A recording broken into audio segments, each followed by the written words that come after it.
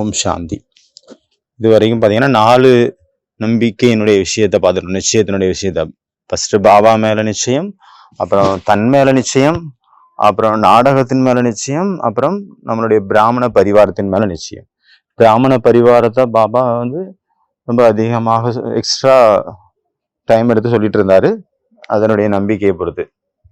ஏன்னா நீங்க தான், நான் பாபா ஞானம் சொல்லுவேன், அப்புறம் போயிடுவேன். ஆனா சதா கூடவே இருக்க போறது நீங்க தான். சத்தியுகத்துக்கு சேர்ந்து வர போறதும் நீங்க தான். 84 ஜென்மம் எடுக்க போறதும் நீங்க தான். அதனால பிராமண பரிவாரத்தின் மேல அதிகமாக நிச்சயம் இருக்கணும். அப்பதான் சத்தியுகத்துக்கு போக முடியும். அப்பதான் சத்தியுகத்தை பக்கத்துல வர வைக்க முடியும். ஏன்னா மாலையில ஒவ்வொரு மணியும் பக்கத்துல தான் இருந்தாகணும். பக்கத்துல ஒண்ணு சேர்ந்து இருந்தாதான் மாலையினுடைய மணியே ஆகும். மாலையே உருவாக்க முடியும். ஒரு மணி அங்கங்கே இருக்குன்னா அது மாலைன்னு சொல்ல மாட்டாங்க. அதனால பாபா சொன்னாங்க, விசேஷதாவை பாருங்க, ஒருத்தர் இன்னொருத்தருடைய ஸ்பெஷாலிட்டியை பாருங்க, அப்பதான் மாலை கோக்கப்படும். ஏன்னா இது ஒரு மாலை. பாபா சொன்னாங்க நம்பர் வாராதான் ஒவ்வொருத்தரும் இருக்காங்க.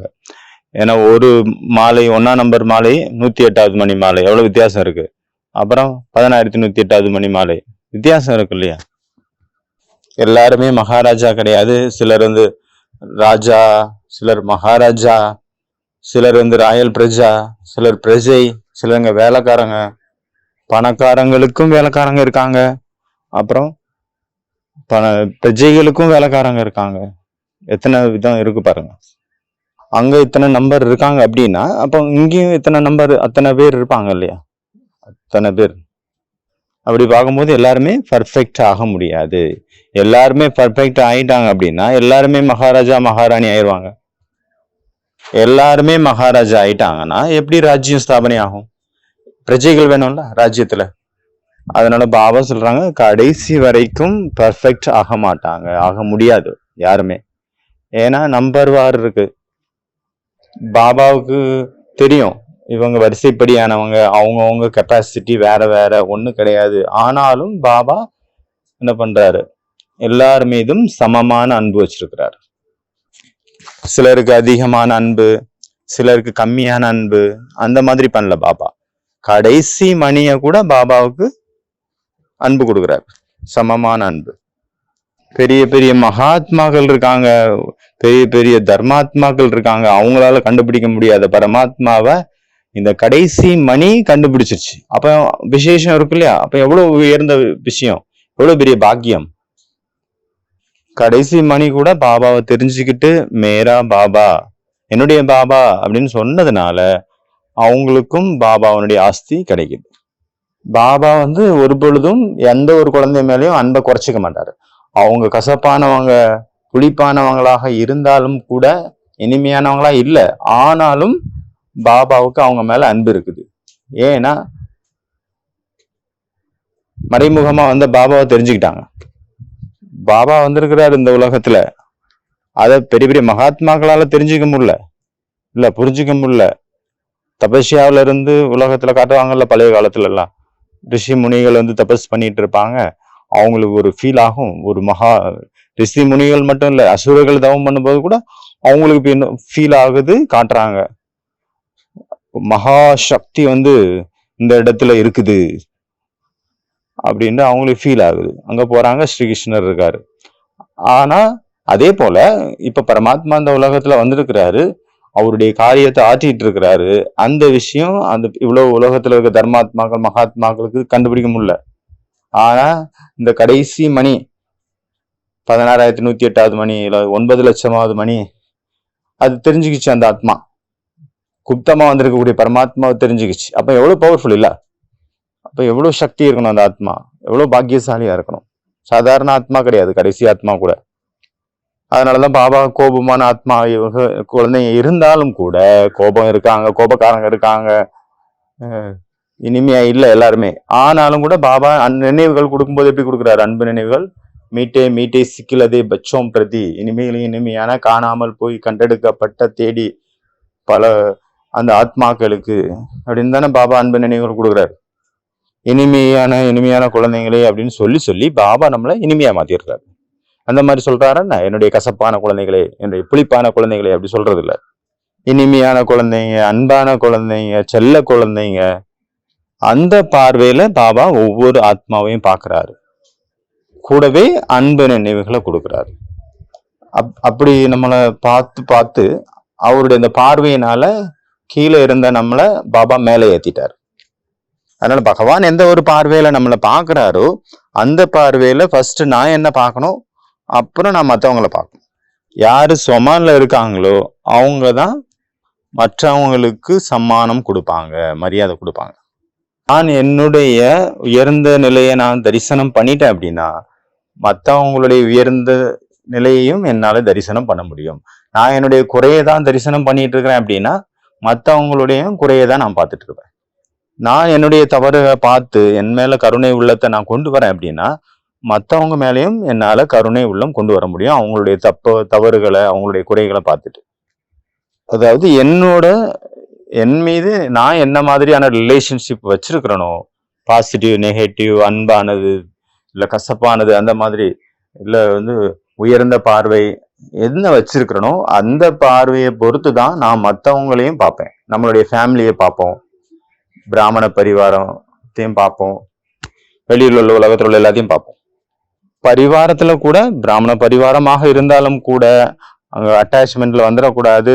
நியாரா மற்றும் பியாராவா இருக்கணும். யாரு மேல அட்டாச்மெண்ட் இல்லை. சிலருடைய விசேஷம் ரொம்ப பெருசு, நல்ல பயங்கர ஸ்பீக்கர், அவங்க ஸ்டேஜ்ல பேசினாங்க அப்படின்னா ஊரே உலகமே நிற்கிறோம், அந்த மாதிரி இருக்காங்க இல்ல. ஆனாலும் கூட அவங்க மேல அட்டாச்மெண்ட்ஸ், மோகம் இருக்கக்கூடாது. நியாராவா இருக்கணும், பியாராவா இருக்கணும், அவ்வளவுதான். ஏன்னா எல்லா விதமான மிக்சிங் இருக்கு நம்ம பிராமண பரிவாரத்துல கூட. சிலர் நல்ல குவாலிட்டியா இருப்பாங்க, சிலர் புருஷார்த்தியா இருந்துட்டு இருக்காங்க, சிலர் நார்மலா இருக்காங்க. என்னதான் விசேஷத்தன்மை ஒருத்தர்கிட்ட இருந்தாலும் கூட அந்த விசேஷத்தன்மை கூட கொடுத்தது யாரு? பாபா தானே. அதனால சர்வ சம்பந்தம் நம்ம பாபா கிட்ட வைக்கணும். ஆதாரம் எனக்கு பாபா தான், பாபா மட்டும்தான். ஆனா பரிவாரத்தின் மீது நியாரா மற்றும் அப்புறம் நியாராவாயிரணும், அப்புறம் பியாராவாகணும். அதனுடைய ஸ்பெஷாலிட்டியா இருந்த பரிவாரத்தினுடைய ஸ்பெஷாலிட்டி மேலேயும் நியாரா பியாரா, பரிவாரத்தினுடைய வீக்னஸ் மேலேயும் நியாரா பியாரா, ரெண்டையுமே கண்டுக்க கூடாது. எனக்கு அவங்க மேல அட்டாச்மெண்ட்டும் இல்லை, எனக்கு அவங்க மேல விருப்பம் இல்லை. எல்லாருக்காகவும் என்னுடைய இதயத்துல இருந்து இதயபூர்வமான அன்பு இருக்குது. ஏன்னா அவங்க என்னுடைய ஃபேமிலி. ஆனா அவங்களுடைய விசேஷத்தை பார்த்து அவங்க மேல அட்டாச்மெண்ட் ஆகவும் கூடாது, அவங்க நெகட்டிவான குணம் நிறைஞ்சவங்களை பார்த்து வெறுப்பு வந்துடக்கூடாது. சமமா இருக்கணும். யாரு பகவானுக்கு எது பிடிச்சிருக்கோ அது எல்லாருக்கும் பிடிச்சிருக்கணும், எனக்கும் பிடிச்சிருக்கணும். சிலர் மேல லைக், சிலர் மேல டிஸ்லைக், சிலரை பிடிச்சிருக்கு, சிலரை பிடிக்கல. இவங்களை எனக்கு பிடிச்சிருக்கு, இவங்களை எனக்கு பிடிக்கல. அவங்க அவங்களுடைய கெப்பாசிட்டி, அவங்களுடைய சக்தியில இருக்கிறாங்க, சுய சக்தியில. அதனால நம்ம அப்படி சொல்லக்கூடாது, எனக்கு பிடிச்சிருக்கு இவங்களை, எனக்கு இவங்களை பிடிக்கல. நமக்கு ஞானம் இருக்குது, இது தப்பு, இது சரி, இவங்க கரெக்ட், இவங்க தப்பு. நமக்கு ஞானம் கிடைச்சிச்சு, புத்திசாலி ஆயிட்டோம். இவங்கள்ட்ட எந்த பலவீனம் இருக்குது, இவங்கள்ட்ட எந்த பலவீனம் இருக்குதுன்னு நமக்கு தெரிய வருது. ஏன்னா நம்ம பயங்கர புத்திசாலி ஆயிட்டோம். நமக்கு ஒண்ணுமே தெரியல, புரியல பாக்குறதுக்கு அப்படின்னு கிடையாது. புரிதல் இருக்கு, நமக்கு தெரியுது கண்ணு முன்னாடி. ஆனா அந்த புரிதலை, நம்ம புரிஞ்சுக்கிட்ட விஷயத்த நம்மளுடைய கண்ணுகள்ல கொண்டு வந்துடக்கூடாது, நம்மளுடைய பார்வையில கொண்டு வந்துடக்கூடாது, நம்மளுடைய விருத்தியில கொண்டு வந்துடக்கூடாது, உள் உணர்வுல. அதை நம்மளுடைய திருஷ்டியில விருத்தியில கொண்டு வந்தோம் அப்படின்னா நம்மளுடைய கிருத்தி கெட்டு போயிடும், அது நம்மளுடைய காரியம் கெட்டு போயிடும், நம்மளுடைய செயல்கள் எல்லாமே கெட்டு போயிடும். சில நேரம் பாத்தீங்கன்னா மற்றவங்களுடைய குறைகளை பார்த்து பார்த்து நம்ம தான் குறை நிறைஞ்சவங்களா மாறிடும். எல்லாருடைய குறையையும் நம்ம பாக்குறோம்னா எல்லாருடைய குறையும் எனக்குள்ள வந்துருது. அப்ப நான் தான் அதிகமான குறைஞ்சவன் ஆயிடுறேன். எப்படி பாத்தீங்கன்னா சில சாயம் போகக்கூடிய துணி இருக்கும், அது ரொம்ப வீக்கான சாயமா இருந்தா அது நம்ம ட்ரெஸ்லயே ஒட்டிக்கும். அதே போல மற்றவங்களுடைய பலவீனங்களை நம்ம பாக்குறோம், அவங்க வீக்கா இருக்கிறாங்க அப்படின்னா அவங்கள்ட்ட இருந்து அதை பார்த்து நம்ம அதை வர்ணனை பண்றோம், சொல்றோம் அப்படின்னா அது நமக்குள்ளே வந்துடும். அந்த சாயம் ஒட்டிக்கிற மாதிரி நமக்குள்ள ஒட்டிக்கும், நம்ம பலவீனமாயிரும். மற்றவங்கள சொல்லிட்டு இருக்கிறோம், அப்படின்னா நாமளே அதே மாதிரி ஆயிடுறோம். நான் ஏதோ நல்லவன், யோகியன், மற்றவங்க எல்லாம் குறைய, அப்படி இவங்க இவங்க இப்படி, அவங்க அப்படி, இவங்க இப்படின்னு நான் நினைக்கிறேன். சொல்லவே இல்லை, நான் உள்ளுக்குள்ள சிந்தனையை ஓட்டுறேன் அப்படின்னாவே நானே அந்த சொரூபம் ஆயிடுறேன். நானே வீக் ஆயிடுறேன். கடைசியில நானே வீக்கு. இதுல மற்றவங்களுடைய வீக்னஸ் சொல்லி என்ன ஆச்சு? ஒரு கதையும் ஆக போறது இல்லை. அப்புறம் நம்ம அந்த பலவீனத்தை நம்ம நீக்கிறதுக்கு ரொம்ப கஷ்டப்பட வேண்டியிருக்கும். ஏன்னா அது ஸ்ட்ராங்கா பிரிண்ட் ஆயிரும். ஸ்ட்ராங்கா பிரிண்ட் ஆகுதுன்னு அர்த்தம் அது சமஸ்காரமாவே ஆயிடுச்சு. சமஸ்காரமா ஒரு தடவை ஒரு விஷயம் ஆயிடுச்சுன்னா அதை நீக்கிறது ரொம்ப கஷ்டம். அது நல்லதா இருந்தாலும் சரி, கெட்டதா இருந்தாலும் சரி. ஒருத்தருடைய பலவீனத்தை பாக்குறோம் அப்படின்னா அதை நம்ம புரிஞ்சுக்கிறோம். இவங்களுக்குள்ள இந்த பலவீனம் இருக்கு அப்படிங்கிறது புரிஞ்சுக்கிறது ஒரு விஷயம். இன்னொன்னு அதை வர்ணனை பண்றது, அதை பத்தி பேசுறது, அதை பத்தி நினைக்கிறது, அதை நமக்குள்ள கொண்டு வர்றது, அது வேற விஷயம். புரிதல் இருக்குது அவங்கள்ட்ட. அதுக்காக நம்ம அதை வர்ணனை பண்ணி அதை நமக்குள்ள கொண்டு வரணும்னு அவசியம் கிடையாது. நியாரா பியாரா அவங்களுக்குள்ள சரி பலவீனம் இருந்தாலும் அவங்கள வெறுப்பும் கொண்டு வரக்கூடாது. அவங்களுடைய பலவீனங்கள் வந்து நம்ம விடுபட்டு இருக்கணும். அவங்க மேல அன்பா இருக்கணும். என்னதான் பலவீனமா இருந்தாலும் அதுவும் ஒரு நம்மளுடைய சகோதராத்மா, நம்ம ஃபேமிலி, அதனால அவங்க மேலே அன்பு இருக்கணும். ஆனா நியாராவாகிட்டு அன்பா இருக்கணும். அதனால எல்லார் மீதும், பிராமண பரிவாரம் மட்டும் இல்ல, உலகத்துல உள்ள எல்லா ஆத்மாக்கள் மேலையும் சுயநலமில்லாத உண்மையான அன்பு இருக்கணும். அந்த அன்பை நம்ம கொண்டு வரணும். அம்மா பாத்தீங்கன்னா அடிக்கடி ஒரு விஷயம் சொல்லுவாங்க, 2 மர கிளைகள் ஒன்னோட ஒண்ணு அப்படி உரசுது அப்படின்னா அங்க நெருப்பு வந்துடும். ஆனா நீங்க அந்த மாதிரி எரியக்கூடிய மரமா இருக்கக்கூடாது, சந்தன மரமா இருக்கணும். சந்தன மரம் ஒண்ணுக்கு ஒண்ணு மோதும் போது என்ன ஆகும்? அதனுடைய வாசம் நாலாபுரமும் பரவும், நறுமணம் பரவும், நெருப்பு பரவாது. அதனால பாத்தீங்கன்னா நம்ம ஒவ்வொருத்தருமே ஒவ்வொரு ஃபீல்டுல இருந்து வந்திருக்கிறோம், ஒவ்வொரு ஏரியாவில இருந்து வந்திருக்கிறோம், ஒவ்வொரு விதமான சுபாவ சமஸ்காரம், ஒவ்வொரு விதமான சூழ்நிலைகளை கடந்து வந்திருக்கிறோம். நம்ம ஒருத்தருக்கு ஒருத்தர் இணைகிறோம் அப்படின்னா, ஒன்றாக கூடுறோம் அப்படின்னா, ஒரு இடத்துல இருக்கிறோம் அப்படின்னா, நம்மள கிட்ட இருந்து நெருப்பு வந்துடக்கூடாது. நம்மளுடைய அந்த சங்கத்தினால நறுமணம், சந்தனத்தினுடைய கட்டைகள் ஒன்றோடு ஒன்று உரசி எப்படி நறுமணத்தை கொடுக்குதோ அதே போல நமக்குள்ள இருந்து நறுமணம், தெய்வீக குணங்கள் தான் வெளிப்படணும். உலகத்துல இருக்கிறவங்க அவங்கள பார்த்து ரொம்ப ஆச்சரியப்படணும். சிலருக்கு படிச்சிருக்காங்க, சிலர் படிக்கவே இல்லை. அதாவது பல வெரைட்டி ஆத்மாக்கள், சொல்ல எத்தனை வெரைட்டி, 100 பேர் இருக்காங்கன்னா 100 வெரைட்டி, எல்லாம் ஒரு இடத்துல இருக்காங்க. ஆனாலும் அவங்ககிட்ட இருந்து நறுமணம் வந்துட்டு இருக்கு. அதுல நல்ல குணங்கள் தான் வெளிப்பட்டு இருக்கு. ஒரு சண்டை இல்லை, ஒண்ணு இல்லை. எல்லாரும் ஒன்னா சேர்ந்து ஒரு வழியில போயிட்டு இருக்கிறாங்க. இது கூட பாபாவினுடைய ஒரு பிரத்யக்ஷதா. அதனால பாபா என்ன விரும்புறாங்க, இந்த விஷயத்துல குழந்தைங்க வந்து எந்த ஒரு சாக்கு போக்கும் சொல்லக்கூடாது. சமாதான சுரூபம் தான் எனக்கு வேணும் அப்படிங்கிறாரு பாபா. இவங்க அப்படி பண்ணாங்க, அவங்க இப்படி பண்ணாங்க, உங்களுக்கு தெரியாது, இந்த மாதிரி எந்த ஒரு காரணமும் பாபாட்ட சொல்லக்கூடாது. எந்த ஒரு காரணமும் வைக்கக்கூடாது. முன்னாடி எந்த பிரச்சனையும் முன்னாடி கொண்டு வரக்கூடாது, எந்த ஒரு விஷயமும் வந்துடக்கூடாது. அதுக்கான சமாதானம் தான் கொண்டு வரணும். என்ன ஒரு ரீசனோ அதற்கான ஒரு சொல்யூஷன், அவ்வளவுதான். ரீசனை கொண்டு சொல்லிட்டு முன்னாடி கொண்டு வச்சுட்டு இருக்க கூடாது, அதற்கான சொல்யூஷன் கொண்டு வரணும் அப்படிங்கிறாரு. அதுதான் பாபா விரும்புறாரு. பாபாவுக்கு வந்து இப்போ எந்த ஒரு காரணம் தேவை, ரீசன் தேவையில்லை, எந்த ஒரு எக்ஸ்கியூஸும் தேவையில்லை,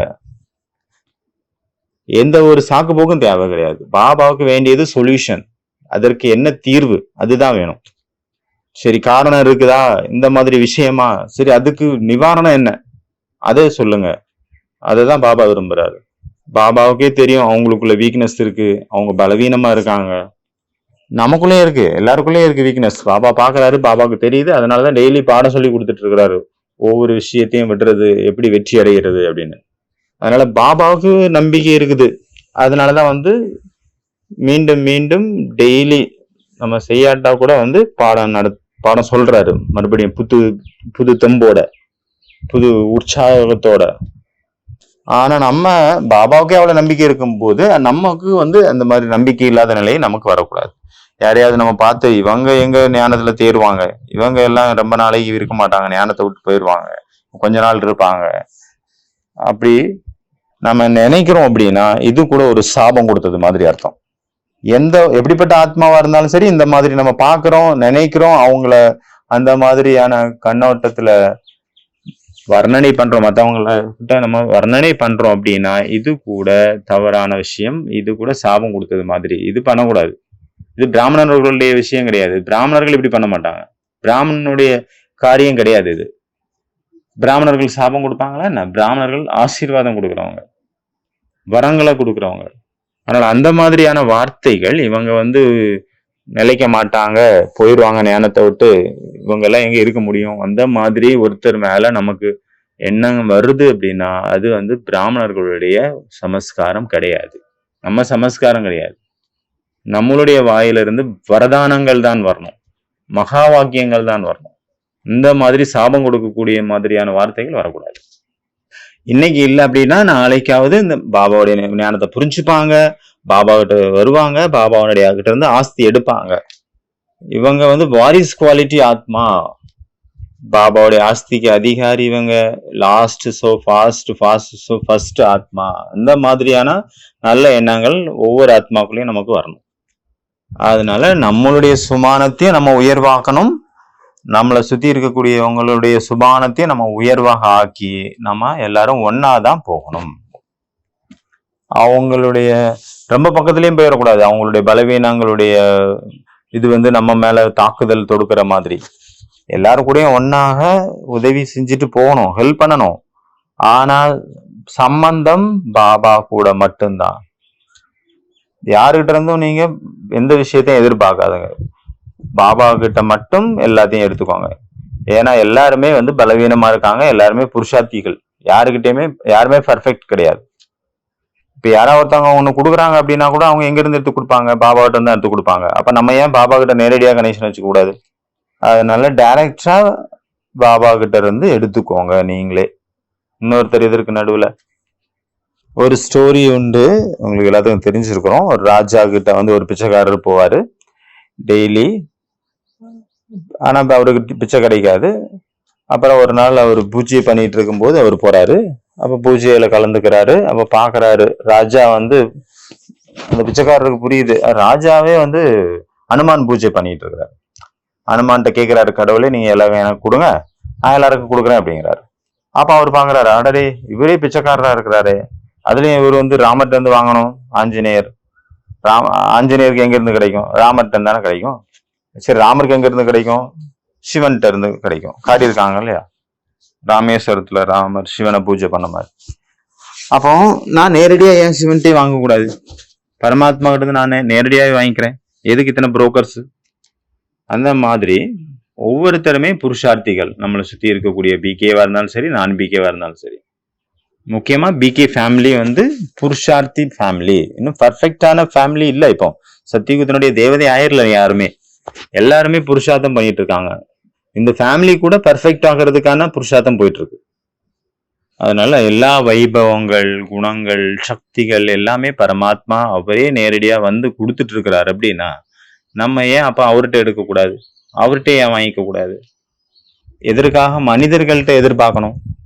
அதனால அந்த மாதிரியான எந்த ஒரு ரீசனும் இல்லாம ஒரே வழியில ஒரு ஒற்றுமையாக எல்லாரும் நடக்கணும். நம்ம எல்லா பிராமண பரிவாரம் நீங்க தயாராயிட்டீங்க, பெர்ஃபெக்ட் ஆயிட்டீங்கன்னு அப்படின்னு வச்சுக்கோங்க. ஆனா பாபா கூட அப்படித்தானே, பெர்ஃபெக்ட் நிலை அடைஞ்ச உடனே அவங்க எல்லாத்தையும் விட்டுட்டு போயிட்டாரா? எல்லாரையும் நடத்தினார்ல, எல்லாரும் அதே அவரை போல பெர்ஃபெக்ட் ஆகணும், எல்லாருக்கும் பாலனை கொடுத்தாரு, அன்பு கொடுத்தாரு, எல்லாரையும் முன்னேற்றினாரு. அவர் பெர்ஃபெக்ட் ஆனோன்னு எல்லாத்தையும் விட்டுட்டு அவர் போயிடல, எல்லாரையும் அவருக்கு சமமா மாத்தினாரு. இன்னைக்கு வரைக்கும் அவ்வியக்த பாலனை பாபா கொடுத்துட்டு இருக்கிறாரு இல்லையா? அந்த டைம்ல கூட, பாபா காலத்துல கூட பாபா விட்டுட்டு நிறைய பேர் கை விட்டுட்டு போயிட்டாங்க. ஆனாலும் பாபா என்ன சொல்லுவாங்க, சரி ஓகே, அந்த குழந்தைக்கும் டோலி கொடுங்க, போகு கொடுங்க, அவங்களுக்கு நோட்டீஸ் கொடுங்க, அவங்களுக்கு லெட்டர் எழுதுங்க, அவங்களுக்கும் சேவை பண்ணுங்க அப்படின்னு தான் பாபா சொன்னாரு. போயிட்டாங்க அப்படின்னா அவங்களை வெறுத்துடணும் அப்படின்னு கிடையாது, சேவை செய்யணும். ஏன்னா நம்ம எல்லாருமே ஒன்னா சேர்ந்து பாஸ் ஆகி தான் நம்ம வீட்டுக்கு போக முடியும். தனியா போக முடியாதுல்ல, குரூப்பா தான் போக முடியும். ஏன்னா சிவனுடைய ஊர்வலம் தானே காட்டுறாங்க. அதே இப்போ எனக்கு ஞாபகம் இருக்குது, பார்த்தீங்கன்னா ஒரு தடவை ரொம்ப நல்ல ஞாபகம் இருக்கு. ஒரு தடவை பிரகாஷ் மணி தாதி இருந்த டைம்ல அப்போ வந்து ஒரு பிரதர் வந்து ஞானத்தை விட்டு அவருக்கு திருப்தி சாட்டிஸ்ஃபை ஆகல அவருக்கு. இந்த ஞானத்துல அவருக்கு ஒத்து வரல. அப்போ அந்த ஞானத்தை விட்டு போயிட்டாரு அப்படின்னு வச்சுக்கோங்க. அப்ப பிரகாஷ் மணிதாதிக்கு அவ்வளோ ஃபீலிங் ஆயிடுச்சு. அதாவது நம்ம ஃபேமிலியில இருந்து ஒருத்தர் என்னுடைய பாலனையில இருந்தவர், அப்ப அவருக்கு என்னவோ தேவைப்பட்டிருக்கு. அந்த தேவைகளை நான் புரிஞ்சுக்கிட்டு நான் கொடுக்க முடியாத ஒரு நிலைக்கு போயிட்டேன். தப்பு அப்ப என் மேலதான், என்னோட இன்பெர்ஃபெக்ட் தான். அவரு மேல அவர் இன்பெர்ஃபெக்ட் கிடையாது, என்னுடைய பாலனையில ஏதோ குறை இருந்திருக்குது அப்படின்னு ரொம்ப ஃபீல் பண்ணாங்க. நான் வந்தா அவருக்கு மேல ரொம்ப அட்டென்ஷன் கொடுத்துருக்கணும், ரொம்ப அன்பு காட்டியிருக்கணும், அவருக்கு என்ன வேணும்னு தெரிஞ்சு அதை பண்ணிருக்கணும். அந்த மாதிரி தாதி வந்து சொல்லிட்டு இருந்தாங்க. அதனால நம்மளுடைய வெற்றி மட்டும் முக்கியம் கிடையாது. நம்ம ஒரு ஃபுல் ஃபேமிலியில ஒருத்தருடைய வெற்றி அப்படின்னா எல்லாருக்கும் வெற்றி, ஒருத்தருடைய தோல்வி அப்படின்னா அங்க எல்லாருடைய தோல்வியும் மாதிரி தான் அர்த்தம். எப்படி ஒரு அம்மா அப்பா இருக்கிறாங்க அப்படின்னா அவங்களுடைய ஒரு குழந்தை மட்டும்தான் அவங்க வெற்றி அடையணும், சந்தோஷமா இருக்கணும் அப்படின்னு நினைக்க மாட்டாங்க. என்னுடைய ஒவ்வொரு குழந்தையும் சந்தோஷமா இருக்கணும், ஒவ்வொரு குழந்தையும் பர்ஃபெக்டா இருக்கணும், ஒவ்வொரு குழந்தையும் சக்சஸ் ஆகணும் அப்படின்னு தான் நினைப்பாங்க. வெல் செட்டில் ஆகணும் அப்படின்னு நினைப்பாங்க. அதே மாதிரி இங்க கூட பாபா சொன்னாங்க, நீங்க தயாராயிட்டீங்களா, பர்ஃபெக்ட் ஆயிட்டீங்களா, அப்ப நீங்க மத்தவங்கள தயார் பண்ணுங்க. யாரு தயாராகாம இருக்காங்களோ அவங்களுக்கு ஹெல்ப் பண்ணுங்க. அவங்களோட பலவீனங்களுக்கு அவங்களுக்கு சக்தி கொடுங்க, அவங்கள ரெடி பண்ணுங்க. உங்களை போல எப்படி பாபா வந்து இனிமையான குழந்தைகளில் சொல்லி சொல்லி சொல்லி சொல்லி தயார் பண்ணார், ஒவ்வொருத்தரையும் இனிமையாக மாத்திட்டு இருக்கிறாரு, இனிமையா நிறைய பேரை மாத்திட்டாரு. அதே போல நீங்க கூட உங்களுடைய இனிமைத்தன்மை மூலமாக மற்றவங்களையும் இனிமையானவர்களாக மாத்துங்க. இதுதான் பாபாவுடைய ஆசை. மாயா சொல்லுது, பாபா சொல்றாங்க, மாயா என்ன சொல்லுது, என்னோட டைம் முடிஞ்சு போச்சுன்னு எனக்கே தெரியுது, நான் கிளம்பிட்டு இருக்கேன், ஆனாலும் இவங்க என்ன கூப்பிட்டு வச்சுக்கிறாங்க. பிகேசு மாயா அப்படின்னா வீணான எண்ணங்கள். நம்ம மேலேயும் சரி, நம்மளுடைய ஃபேமிலி பிராமண பரிவாரத்தை பத்தியும் வீணான எண்ணங்கள் நிறைய கிரியேட் பண்றோம். அவங்களுடைய பலவீனத்தை பார்த்து நீங்களும் உங்களுக்குள்ள பலவீனம் கொண்டு வந்தீங்கன்னா அப்ப 2 பேருமே இறங்கிட்டீங்கல்ல. மற்றவங்க பொய் சொன்னாங்க, நீங்க ஏன் கோவப்பட்டீங்க, அவங்க பொய் சொன்னாங்க அதனால கோவப்பட்டேன். பொய் சொன்னது ஒரு தப்பு அப்படின்னா கோவப்பட்டது இன்னொரு தப்பு தானே. தப்பா எப்படி தப்பால நீங்க சரி பண்ண முடியும்? நமக்கு அவங்க மேல சுப பாவனை இல்லை, நல்ல உணர்வுகள் இல்லை அப்படின்னா அப்போ நம்ம அவங்கள அந்த மாதிரியான பார்வையில பார்க்கும்போது அப்ப அவங்களும் பலவீனமா இருக்காங்க ஆல்ரெடி. அப்ப கூடவே நானும் அவங்கள சிந்தனை பண்றதுனால, அவங்களுடைய பலவீனத்தை சிந்தனை பண்றதுனால நானும் என்னன்னாலே பலவீனமா ஆக்கிட்டேன். அப்ப 2 பேரும் நாசமா போயாச்சு. இப்ப வந்து இயற்கையும் ரெடியா இருக்குது புது உலக தயார் பண்றதுக்காக. அதனால இப்போ வந்து நீங்க வந்து டைம் வேஸ்ட் பண்ணக்கூடாது. ஏன்னா முடிவு பக்கத்துல நெருங்கிட்டு இருக்குது. அந்த முடிவை யாரு பக்கத்துல கொண்டு வருவாங்க? நம்ம தான் கொண்டு வரணும். மாயாவும் ரெடியா இருக்குது, அட்வான்ஸ் பார்ட்டியும் ரெடியா இருக்காங்க, இயற்கையும் ரெடியா இருக்குது, எல்லாமே ரெடியா இருக்குது. ஆனாலும் குழந்தைங்க வந்து ரெடி ஆகாததுனால இன்னும் வெயிட்டிங்ல இருக்கு. நான் வந்து டைமை முடிச்சுட்டேன், கலியுகத்தை முடிச்சு சத்தியுகத்தை ஸ்டார்ட் பண்ணிட்டேன் அப்படின்னா அப்புறம் நிறைய பேர் ரெடி ஆகலை, இன்னும் பர்ஃபெக்ட் ஆகலை, சம்பன்னம் ஆகலை அப்படின்னா அவங்க பெண்டிங்ல இருந்து போயிடுவாங்கல்ல. நான் எப்படி அப்போ முடிக்க முடியும்? நீங்க தயாரானதானே நான் முடிக்க முடியும் அப்படிங்கிறார் பாபா. தேவி தேவதை சத்தியுகம் அப்படின்னா அந்த ஆத்மாவுக்குள்ள சத்தியுகத்தினுடைய சமஸ்காரங்கள் வரணும் இல்லையா, முழுமைத்தன்மை. அப்பதானே நான் சத்தியுகத்தை கொண்டு வர முடியும். அந்த சத்தியுகத்திற்கான தெய்வீக குணங்கள், சக்திகள், அந்த மாதிரியான பழக்க வழக்கம் நமக்கு இல்லை அப்படின்னா நம்ம எப்படி அங்க போக முடியும்? எப்படி நான் அந்த முடிவுக்கு கொண்டு வர முடியும் அந்த பழைய உலகத்தை? அதனால நம்மளுடைய சம்பூர்ண தன்மையின் மூலமாக, சம்பன்ன தன்மையின் மூலமாக நமக்குள்ள நிறைந்த தன்மையை கொண்டு வந்து அதன் மூலமாக பழைய உலகத்தை அழித்து புது உலகத்தை கொண்டு வரக்கு நம்ம தான் நிமித்தமாகும். நம்ம மேலதான் ரெஸ்பான்சிபிலிட்டி இருக்கு. அதை பேஸ் பண்ணி தான் ஜீவன் முக்தியினுடைய ஆஸ்தி கிடைக்கும். உங்களுக்கு துக்க ஆத்மாக்களுடைய கூக்குரல்கள் காதில் ஒலிக்கவில்லையா? ஏன்னா பாபா சொன்னாங்க, உலகத்தில் உள்ள ஒவ்வொரு குழந்தைகளும் பாபாவுடைய குழந்தைங்க, ஒவ்வொரு குழந்தைங்களும் பாபாவுடைய ஆஸ்திக்கு அதிகாரம் உடைய குழந்தைங்க. நீங்க புருஷார்த்தம் பண்றீங்க, அதனால உங்களுக்கு ஜீவன் முக்தி கிடைக்குது, சத்தியுகம் கிடைக்குது. சத்தியுகம் திரேதாயுகம் போறீங்க. ஆனா அவங்க புருஷார்த்தம் பண்ணல. அப்ப ஆனாலும் அவங்களுக்கு முக்தியாவது கிடைக்கணும் இல்லையா? ஆனா முக்தியினுடைய கேட்டு கூட எப்போ ஓப்பன் ஆகும்? பாபா சொல்றாங்க, நம்ம எப்ப ரெடி ஆகிறோமோ அப்பதான் முக்தியினுடைய கேட்டு கூட ஓப்பன் ஆகும். அப்புறம் கடைசியில பாத்தீங்கன்னா பாபா ட்ரில் கொடுத்தாரு, ட்ரில் பண்ண வச்சாரு.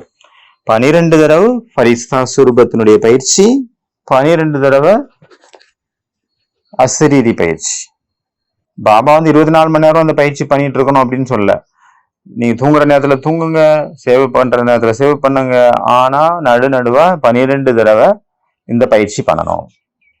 12 தடவை உங்களுக்கு நீங்களே நினைவு கொடுங்க, நான் ஃபரிஸ்தா. 12 தடவை நினைவு கொடுங்க, நான் நிராகாரி ஆத்மா. இந்த பயிற்சி பாத்தீங்கன்னா பழைய உலகத்துல இருந்து நம்மளை விடுபட வைக்குது. நம்ம உபராம ஸ்திதியில போய் சேர்ந்திருக்கோம், எல்லாத்தையும் விடுபட்ட உயர்ந்த நிலை. இந்த பயிற்சியின் மூலமாக நமக்கு வந்து இந்த பழைய உலகத்தினுடைய பிரபாவத்துல நம்ம வரமாட்டோம். நம்மளுடைய அந்த ஃபரிஸ்தா சுரூபம் மற்றும் நிராகார சுரூபத்தின் மூலமாக உலகத்துல உள்ள எல்லா ஆத்மாக்களுக்கும் நம்ம பாலனை கொடுக்கக்கூடிய அளவு நம்ம உபராம் ஸ்திதியை அடைஞ்சிருவோம். அதனால பாபா வந்து அடிக்கடி செக் பண்ணுங்க அப்படின்னு சொன்னாரு. என் மேல நிச்சயம் இருக்குதா, பாபா மேல, டிராமா மேல, பரிவாரத்தின் மேல, 4 விஷயத்துல நிச்சயம் இருக்குதா அப்படின்னு செக் பண்ணுங்க. அப்பதான் நீங்க அச்சல் அடல் ஆடாத அசையாதவங்களா இருக்க முடியும், எவரடி ஆக முடியும்.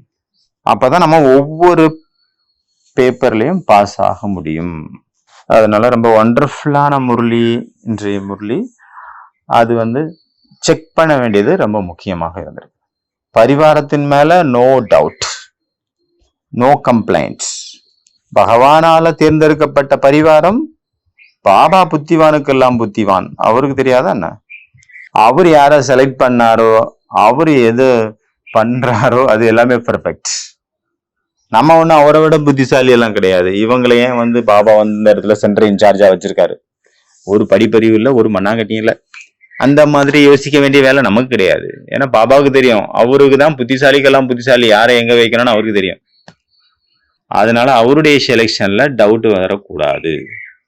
அதனால அவங்கள நிமித்தமா ஆக்குனது யாரு?